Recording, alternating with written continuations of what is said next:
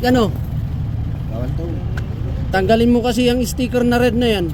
Bakit kasi may sticker na red na yan? Nag-i-emit ka tuloy ng red na ilaw. Which is bawal na bawal sa harap. Ang allowed lang natin na ilaw is yellow and white, no?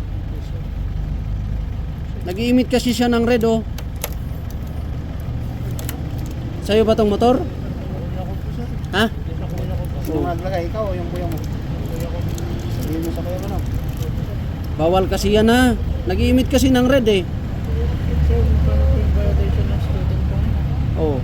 Driving with a student not accompanied by a duly licensed driver acting as your driving instructor.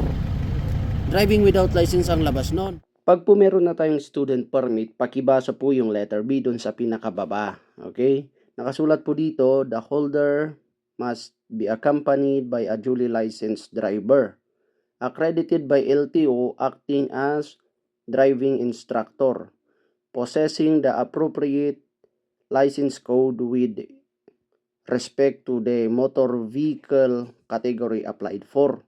Kaya paalala sa mga student permit holder po dyan, dapat meron po kayong kasamang may lisensya, okay? Para hindi po kayo mahuli ng driving without license po pa rin yung kalalabasan ng mga yan, mga sir and ma'am, no? So hoping po it's clear, nakasulat na dyan mismo sa student permit nyo, okay? Tingnan nyo yung notes.